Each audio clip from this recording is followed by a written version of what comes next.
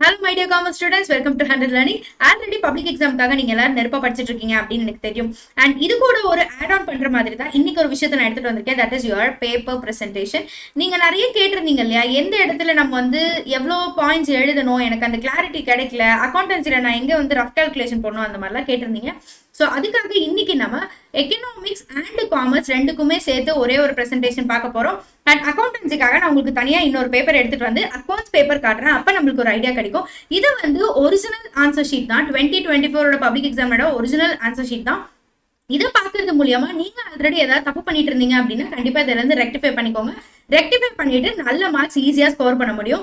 சரி, இதுல பாருங்க, 1 மார்க்ஸுக்கு ஒரு கொஸ்டினுக்கும் இன்னொரு கொஸ்டினுக்கும் இடையில எவ்வளவு கேப் விட்டுருக்காங்கன்னு பாருங்க. ரொம்ப அதிகமாவும் இல்ல, ரொம்ப கம்மியாவும் இல்ல. இந்த மாதிரி நம்ம மெயின்டைன் பண்றது மூலியமா ஈஸியா நம்மளால ஒரு நீட்டான பிரசன்டேஷன் கொடுக்க முடியும். என்னால ஹேண்ட் ரைட்டிங் நல்லா இல்ல, என்னால கொடுக்க முடியுமா அப்படின்னு கேட்டீங்கன்னா கண்டிப்பா கொடுக்க முடியும். ஏன்னா hand writing also an important factor. But அதை தாண்டி பிரசன்டேஷன் அப்படின்னு ஒன்று இருக்கு இல்லையா, பிரசன்டேஷன் ஆல்சோ மேட்டர்ஸ். ஸோ இங்க பாருங்க, 2 மார்க்ஸ்லயும் அவங்க வந்து ரொம்ப லெஜிபிளா கரெக்டா பாயிண்ட்ஸ் பிரிச்சு எழுதியிருக்காங்க.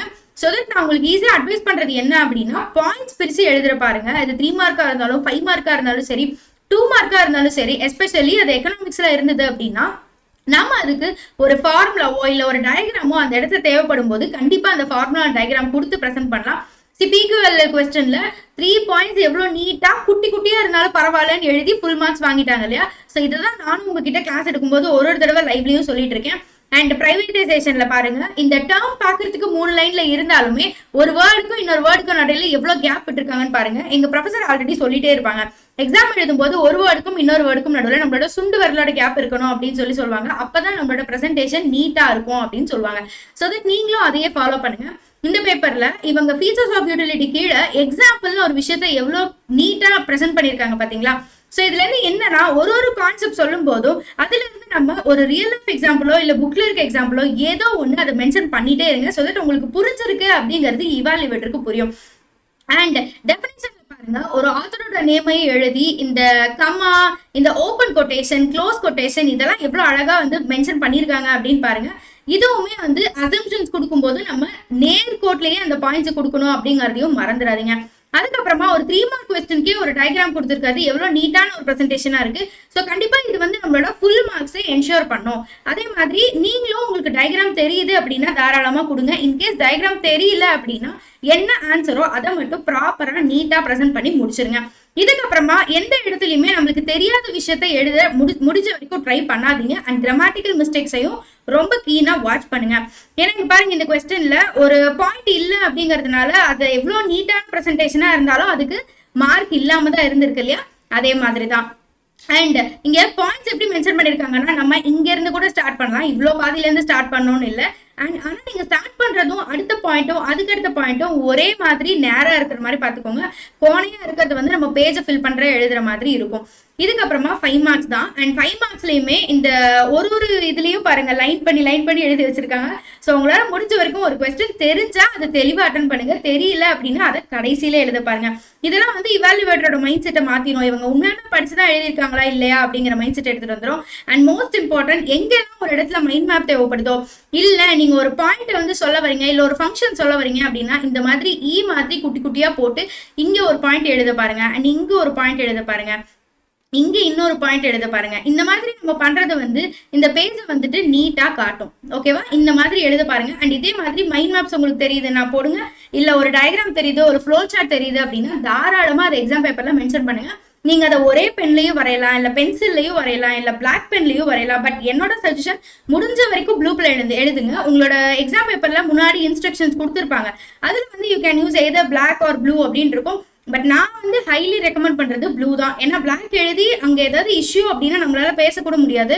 ஸோ அதனால முடிஞ்ச வரைக்கும் ப்ளூல எழுதி, அதுவும் உங்களுக்கு ரொம்ப பழக்கப்பட்ட ஒரு பென்லயே எழுதுங்க. புது பெண்ணை வாங்கிட்டு தயவு செஞ்சு எக்ஸாம்ஸ்க்கு போகாதீங்க.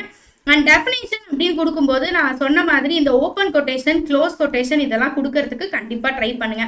இங்க பாருங்க, ஒரு டேபிள் எந்த விதமான அடித்தல் திருத்தல் இல்லாம ஒரு ஓவர் ரைட்டிங் கூட இல்லாம ஈஸியா நீட்டா இந்த மாதிரி எழுதிட்டீங்கன்னா பார்த்த உடனே அதுல இருக்க கான்செப்ட் உண்மையோ இல்லையோ தெரியல, பட் பிரசன்டேஷன் வச்சு பார்க்கும்போது நம்மளுக்கே பார்க்கும்போது எப்படி இருக்குச்சா, வாவ் சூப்பர், இவங்க நல்லா படிச்சிருக்காங்க அப்படிங்கிறது நமக்கே தெரியுது இல்லையா.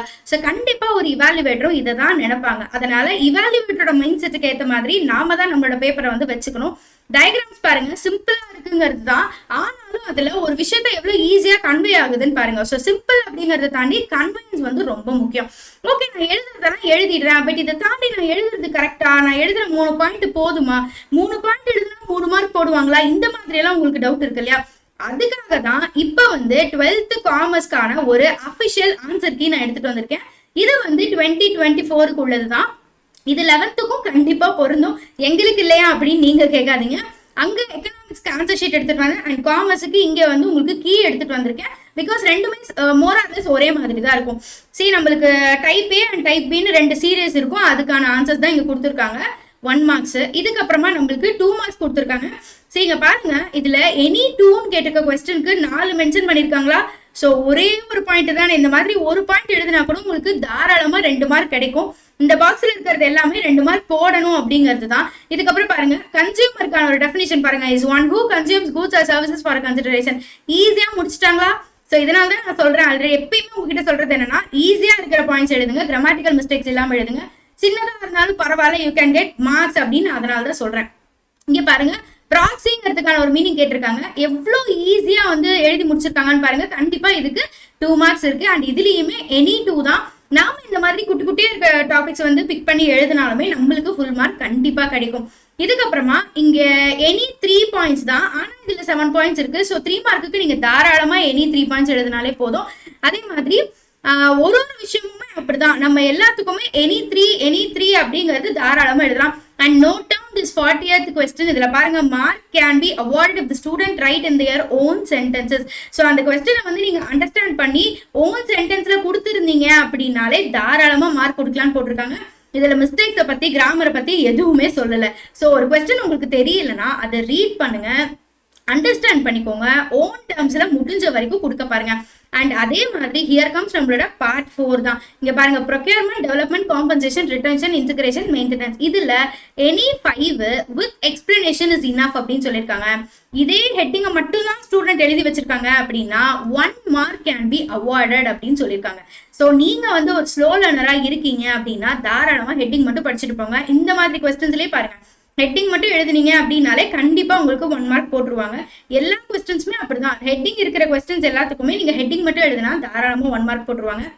So I hope answer sheets வந்துட்டு உங்களுக்கு கிளியரா இருக்கு அப்படின்னு நான் நினைக்கிறேன். நீங்க நினைக்கிற அளவுக்கு பப்ளிக் எக்ஸாமினேஷன் வந்து கொடூரமா இருக்காது, ஆனா இது உங்களோட லைஃபை கண்டிப்பா டிசைட் பண்ணும். ஸோ இதுக்காக நீங்க போட்ட எஃபர்ட்ஸ் எல்லாம் ஆல்ரெடி சூப்பரா போட்டுட்டு இருக்கீங்க. இதை இப்படியே கண்டினியூ பண்ணுங்க. எந்த இடத்துலயும் பயந்து உட்கார்ந்துடாதீங்க. பயப்படுறதுனால ஒண்ணுமே நடக்காது. உங்களோட எஃபர்ட்ஸை அப்படியே அதே ஃப்ளோல எடுத்துட்டு போங்க. அதுக்கு தாண்டி அதுக்கு முக்கியமா ஹெல்த்தை ரொம்ப கேர் பண்ணிக்கோங்க. இதுக்கப்புறமா டெய்லி லைவ் 7:30க்கு 12th ஸ்டாண்டர்ட் இருந்தா வந்து அட்டன் பண்ணுங்க. அண்ட் 11th ஸ்டாண்டர்ட் இருந்தீங்கன்னா 8:15க்கு வந்து அட்டன் பண்ணுங்க. நம்மளுக்கு இதை தாண்டி ஏதாவது டவுட்ஸ் இருக்கு அப்படின்னா நம்ம அந்த லைவ் கிளாஸஸ்ல கண்டிப்பா வந்து கிளாரிஃபை பண்ணிடலாம். அதுக்கப்புறம் உங்களுக்கு சப்ஜெக்ட் ரிலேட்டடா இருக்கிற எல்லா கான்செப்சுவல் விஷயத்தையும் நான் வந்து ரிவிஷன் மாதிரி டெய்லி கொடுத்துட்டு இருக்கேன். எக்ஸாமுக்கு இன்னும் கொஞ்ச நாள் தான் இருக்கு அப்படிங்கிறதுனால நம்ம கொஞ்ச நாள் மட்டும் ஃபாஸ்டா ரிவிஷன் பண்ணிட்டு போயிடலாம். இப்போ நேற்று தான் புக் இன்சைட் பண்ணோம், அந்த மாதிரி இன்னைக்கும் வந்து ஃபார்முலா ரிவிஷன்லாம் பண்ணுவோம். ஸோ அது கண்டிப்பா கிளாஸை மிஸ் பண்ணாம அட்டன் பண்ணுங்க. வாட்ஸ்அப் குரூப் கீழே ஒரு நம்பர் ஓடிட்டு இருக்கா, இந்த நம்பர்ல வந்து வாட்ஸ்அப் வந்து ஜாயின் பண்ணிக்கோங்க. இதுல உங்களுக்கு மேபி ஒரு இம்பார்ட்டன்ட் PDF ஆகட்டும், இம்பார்ட்டன்ட் இமேஜ் ஆகட்டும் நம்மளுக்கு மிஸ் ஆகாம கிடைக்கும். ஸோ இந்த நம்பருக்கும் வந்து நீங்க வாட்ஸ்அப்ல இல்ல அப்படின்னா கண்டிப்பா ஜாயின் பண்ணிக்கோங்க. இதை தாண்டி அக்கௌண்டன்சி பேப்பர் நான் வந்து எடுத்துட்டு வரேன். அதை வச்சு நம்ம அக்கௌண்டன்சி ப்ரிப்பரேஷனை பத்தியும் பார்த்துட்டு எக்ஸாமுக்கு ஈஸியா போய் எழுதிட்டு வந்துடலாம். Read well and have your health.